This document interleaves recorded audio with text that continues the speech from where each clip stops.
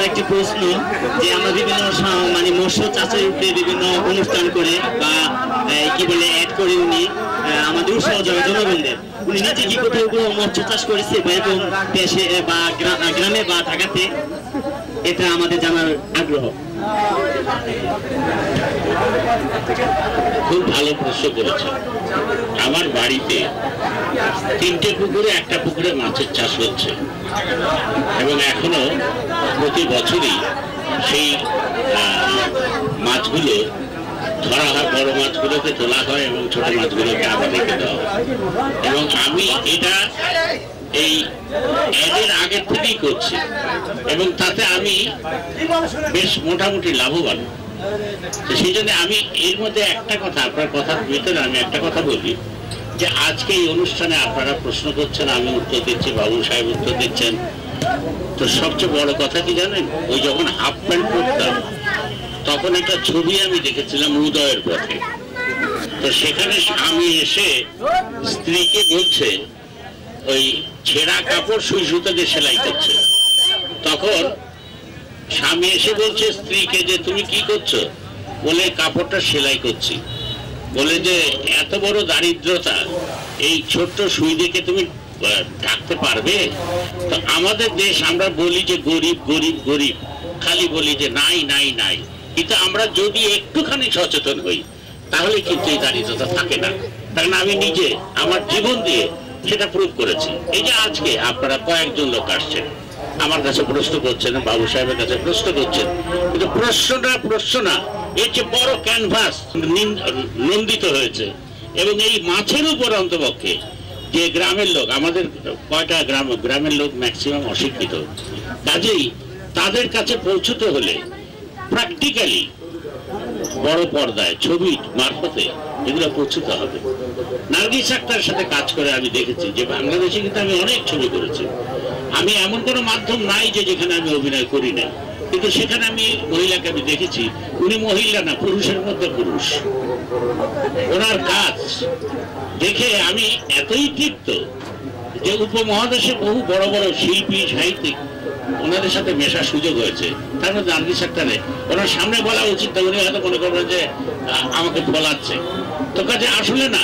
তো এইটার ব্যাপারে বিরাট ছবি হওয়া দরকার যে মৎস্য চাষ কিভাবে করতে হয় এবং এর প্রকৃত লাভবান কি, লাভ লোকসান কি, সেটা যদি আমি ছবির মাধ্যমে বলতে পারি তাহলে পরে ওই যে অশিক্ষিত লোকগুলো তারাও কিন্তু দেখে বুঝবে।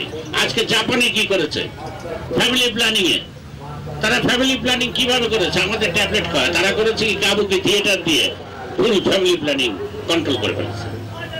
দেখেন এই সংস্কৃতির মধ্যে যে শিক্ষা, এই যে বক্তৃতা দিয়ে যাচ্ছি, আপনারা প্রশ্ন করছে উত্তর দিচ্ছি, এখানেই শেষ। কিন্তু এটাকে পার্মানেন্ট কিছু করতে গেলে আপনার বিরাট পর্দায় যদি আমি সব লোককে দেখাতে পারি তাহলে তারা বুঝতে পারবে যে আসল ঘটনাটা কি। ধন্যবাদ।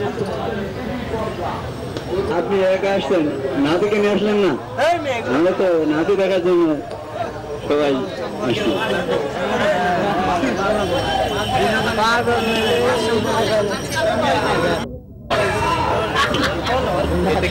আমি এই জায়গায় আসছি মাছ চাষ করার জন্য, এখানে তো নানা নাতি করতে আসি। কাছেই আমি তো এখন নানা না, যখন টিভিতে দেখেন তখন আমি নানা, কিন্তু এখানে আমি মাছের চাষ করার জন্য আপনাদের কাছে আসছি। তা আপনারা নানা নাতি দেখতে চান, তা আমি তো সেই জন্যই আপনারা আরো সচেতন হন। নানা নাতি আর মাছ এই দুটো দুই জিনিস, নাতি কিন্তু মাছ না, এটা কিন্তু মানুষ। কাছে এখানে আসছি মাছের কথা বলতে। ধন্যবাদ। আমাকে নিম্ন অঞ্চল, সেখানে আমরা মাছের ধান চাষ করতে পারি না, ওষুধ দিলেই মাছগুলো মরে যায়। এখানে আমাদের কি করণীয় আছে?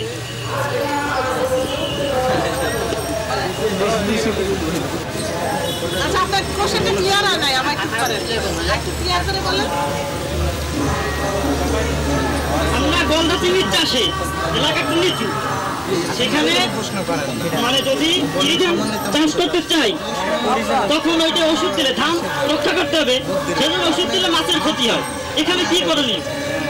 তো মৎস্য চাষ করে যদি আপনি নিকটস্থ যে মৎস্য অফিস আছে, যে মৎস্য যারা বিশেষজ্ঞ আছেন, তাদের কাছ থেকে যদি আপনি প্রপার টিপসটা নিয়ে বা প্রপার জ্ঞানটা নিয়ে, পরামর্শটা নিয়ে যদি আপনি সত্যি ঠিক মতো মাছের চাষ করতে পারেন এবং মাছের উৎপাদন বাড়াতে পারেন, তাহলে সেই মাছ, অতিরিক্ত মাছ আপনি খাওয়ার পরে বা সম্পূর্ণ মাছকে আপনি বিক্রি করে আপনি প্রচুর অর্থ উপার্জন করতে পারেন এবং এই অর্থ উপার্জনের ভিতর দিয়ে আপনার বেকারত্ব দূর হবে।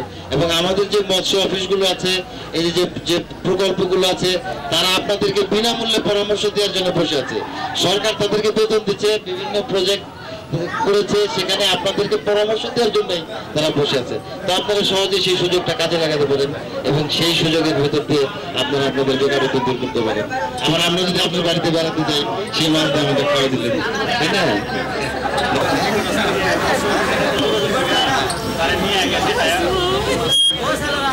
এটা একটা জটিল প্রশ্ন করছেন আপনি, ধন্যবাদ।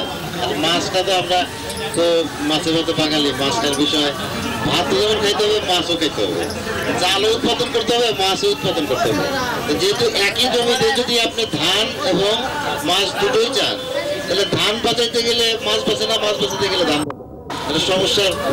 সেক্ষেত্রে আপনারা যে আপনাদের নিকটস্থ যে মৎস্য অফিস আছে, সেখানে গিয়ে যারা পরামর্শক আছেন, তাদেরকে নিয়ে প্রপারলি আপনি কথাটা শোনেন যে কিভাবে কোন এই জায়গার কোন অংশে কিভাবে কখন ব্যবহার করে এখানে মাছ উৎপাদন করা সম্ভব, সেটা নিকটস্থ যে মৎস্য অফিস আছে সেখানে কি আপনাদের যোগাযোগ করতে হবে। তারা নিশ্চয়ই একটি সুন্দর বুদ্ধি আপনাকে বের করে দিতে পারবে যে কোন অংশে আপনি মাছ চাষ করবেন এবং কিভাবে ধান চাষ করবেন। আপনি কি বুঝতে পারলেন?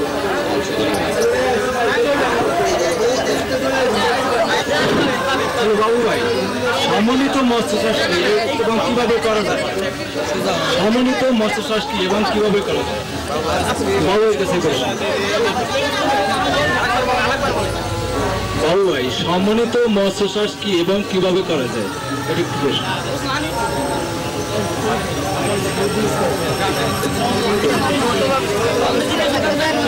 ভালো প্রশ্ন করছেন আপনিও, খুব সুন্দর প্রশ্ন। এখন আপনি যদি সমন্বিত মৎস্য চাষ করতে চান, সেক্ষেত্রে একটু বড় জলাশয় ঠিক করতে হবে আগে। সেখানে আপনি মাছ চাষ করবেন, পাশাপাশি আপনি হাঁস মুরগি চাষ করবেন।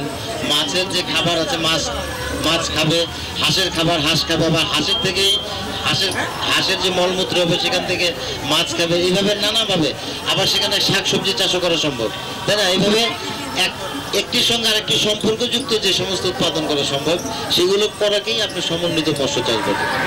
সেখানে হাঁস মুরগি হচ্ছে, মাছও হচ্ছে, তারপর শাকসবজি হচ্ছে। সেগুলো যদি একটু কম, মানে গভীরতা যদি কম থাকে, সেখানে আপনি ধান চাষও করতে পারেন।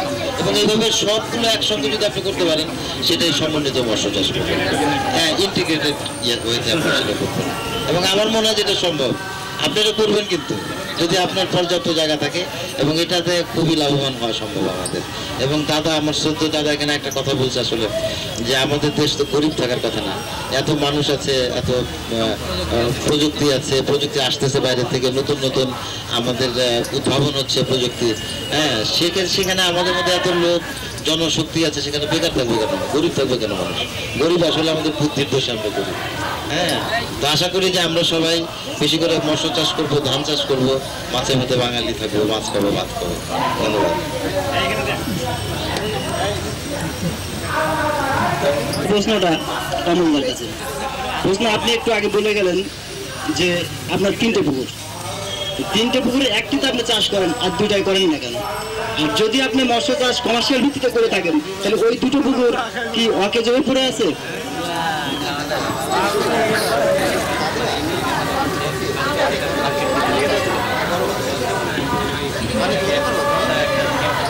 একটা পুকুর মাছ চাষ করি আর 2টো পুকুরে এক্সপেরিমেন্ট চালাচ্ছি আমি।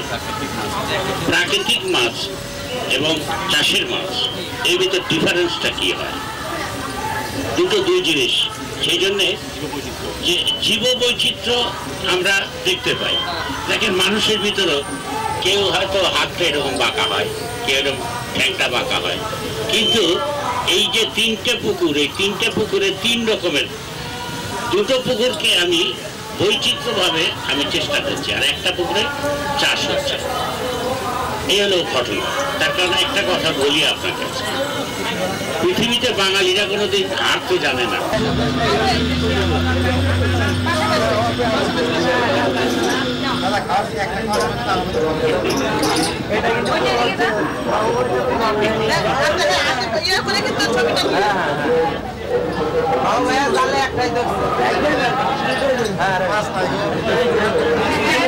আপনি দেখেন না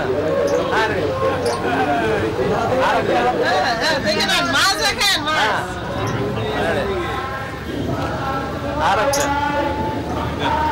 লম্বা করে একটু কাছে আগে পাওয়া যায় না। হ্যাঁ হ্যাঁ রেডি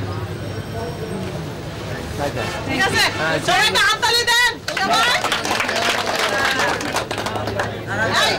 রাস্তাতে দাঁড়িয়ে দাঁড়ান দাদা ইয়েস রেডি